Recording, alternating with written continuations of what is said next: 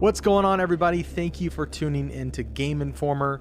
I'm your host, Alex Van Aken, and today we're going to be taking a look at some of this exclusive gameplay footage that we have from Resident Evil 4 Remake, Chapter 5. We're going to be seeing some church gameplay, some Ashley gameplay, and some of the cabin fight, as well as, just overall fighting Ganado and trying to stay alive. So we've got about 12 minutes of footage here to show you today.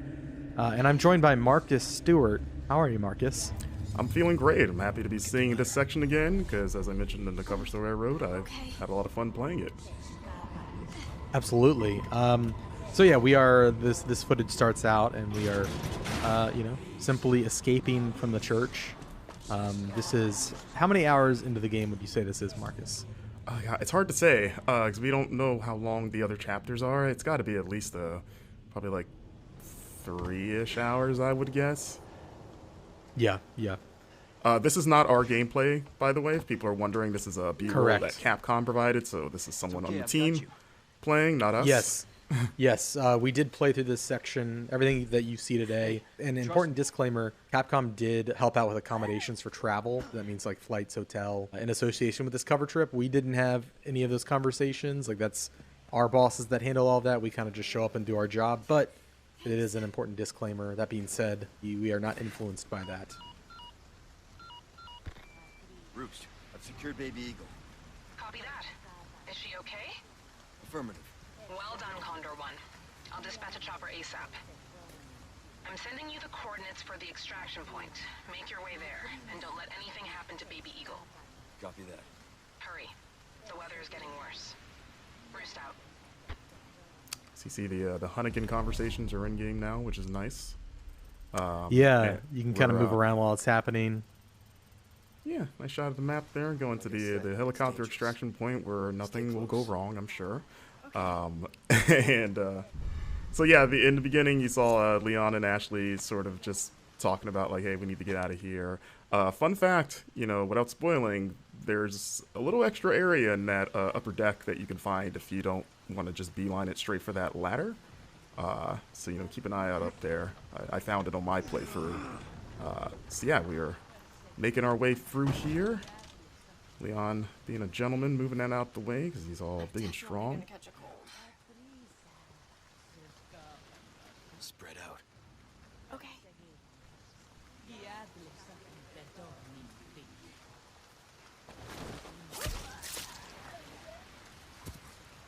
Come on. Okay. And yeah, this part was pretty fun to get through. I tried to get through it stealthily the first couple times.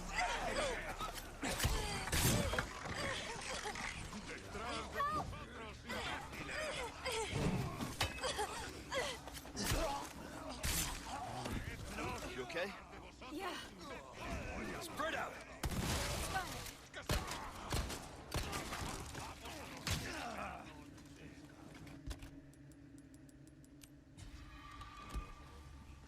So you're gonna notice there's gonna be a few jumps in the clips here. Again, that's a Capcom thing, so this isn't going to be a straight run through of the chapter. It's gonna jump around at points, but as you can see, the flash grenades still very effective against those tentacle transformed Ganado.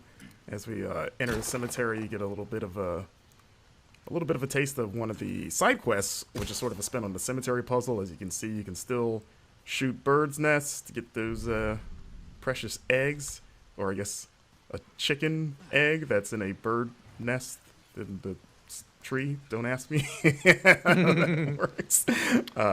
You know how it is. But I mean, in the original game, you killed snakes and got chicken eggs, which was always kind of weird. And there he is. Took care of a request. Well done. Man himself. Look at you. So you can see you're turning in side quests, which is what you're going to be doing. One has to wonder how he moves with all that heavy equipment in that coat. Must be pretty strong. It's kind of like a Dragon Ball, like Piccolo weighted training gear. He's probably pretty strong. But I was thinking he's just like into CrossFit. we we don't know. He's a mysterious figure. As you see, we're upgrading our equipment here. You can upgrade knives now, as mentioned in the cover story, which is nice, which you're going to be needing because they have limited durability. And you're going to be using it quite a bit for the new parry mechanic, which I enjoy. And you can see there's another side quest right there. You're going to want to keep an eye out in the environment for those blue flyers. Oh, so there's the Wild Doll quest. That was one of the more involved quests that we saw so far. Absolutely. We need to keep moving. And you won't see the solution in this footage, but you will see sort of what's on the other end of this side quest for you. Yeah. The dog is hard to find. We are going to show the dog, but the way to find the dog will be, I guess, a little bit of a mystery. And also important to note, we turned left when we left that door. There is another path behind us if we were to turn right out of that door that goes into an underground tunnel that like takes you up through a well in the village. So there's a lot of paths available. Yeah, like when we both came through here, we just assumed just the way the camera's framed. We're like, okay, it's the only way to go. But yeah, one of the producers pulled us aside and was like, hey, check this out. And we were like, oh, okay. Not bad, right? Here we go. We've got the village at night. That lady thought she could take a pitchfork to Leon. Didn't work out for her. And this is I was gonna just comment on the rain. I know that there's a lot of talk about Raingate. Raingate. I do agree. I think it can be tuned down a little bit. It does feel like intentionally, like it is intentionally obfuscating the environment, and kind of adds to that tension. Like you can't see what you're shooting. I do agree, though. It's a bit much. And you know, it would be great, Marcus, if there's like a rain slider. I'm kidding. Yeah. I just want a nice little downpour. As we see, I love the lighting in this game. You know, like it just the bloom on the flashlight and just how dark everything is. Like it just makes especially like interiors like this. If we lift Ashley up to do her thing, get Leon up there. Yeah, it just makes the interiors creepier. Like that, like the first time that owl made me jump because you just see the glowing eyes in the dark. And Yeah, you're like, oh my god, like what is that? I will say there were a couple times when I was playing the demo where I was kind of in a very dark environment and Leon wasn't pulling up his flashlight, which is kind of frustrating. So I'm just kind of like clambering around in the dark. It was mostly like outdoor. Oh, There he here's is. the dog. Look at that thing. It's got like a weird, almost like a scorpion tail. Now that I'm looking at it again. So yeah, Capcom also pointed out, for those wondering, that this dog is not the dog that Leon can rescue in the original game, because, you know, in this game, he's presumably dead. So, you know, at the time, we kind of were like, oh, maybe this is the dog, but they were very clear to point out, like, nope, different dog. And like, okay.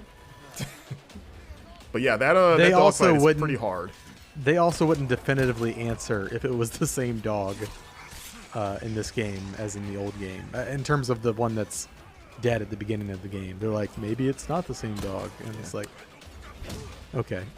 So you see a blue medallion up there as Leon takes it out. So Yeah. you see it's 1 of 5. So I asked Capcom about that because in the original game it was kind of like 15 in the same area, and they said that that side quest reappears in different parts of the map. So you're going to be shooting. It sounds like you're going to be shooting medallions outside of just like the village area, and they just sort of like divided them into like batches of 5.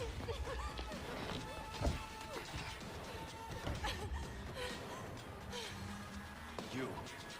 Hey, listen, I bumped earlier. Yeah, about that. Hey, I see you found your missing senorita. Senorita has a name, Miss Ashley. You are? Who are you? What are you doing here? Very good questions, unfortunately. Hide, now. Okay, it's game time. And due to the cuts, there's a lot of that village before the bridge that we ran over that you can you know, fight through and explore. Like there's a lot that they didn't show in this footage. It's where, at least during our playthrough, the brute first appears, the cow-headed enemy. Right. in that area just before the bridge that we crossed. But Yeah, because in the footage we've put out of this, people have seen the cow guy shows up in this appears fight, here. but you Yeah. actually fight him well before this. So Yeah, so when it he seems shows like up in he's the gonna fight- be what were we saying? yeah, he's definitely a recurring enemy. But when he shows up in the fight, you've already had to fight him before, and so I feel like it's extra tense because it's like, oh my god, I gotta fight this guy now. Yes. So I saw some people speculating that he might be a single persistent enemy that follows you. I'm No. pretty sure that is not the case. Yeah, I think he's No, just another I have- enemy type. I have killed him several times in different areas. Yeah. Just the new enemy type. So this fight was pretty wild, as it is in the original, but even more so here. And there he is, Mr. Bullman. There's been a lot of like back and forth, like is he a cow, is he a bull? But I was like, he's got a horn there. Not be a bull thing. Well, a bull is just a cow. It's a male cow. I mean, yeah, they're the same thing. But you know, like bulls have horns. Okay. You know. That's fair. That's fair. Listen. He's got a single horn there, it looks like, as Leon just gets pummeled. And yeah, that's the end of you know, the action gameplay we've got to show off. This is a look at putting gems inside of treasures to increase their value. Of course, if you different combinations of gems net you different bonuses. There are now customized cases that have different bonuses. So like the black case has an increased drop rate for L resources. Yeah. And you can pick up charms as well, a little chicken charm. The charms and the cases, they give you little passive bonuses. Yeah. And you can do that stuff in the typewriter menu, as you saw. So you can't do that all the time, just when you reach those save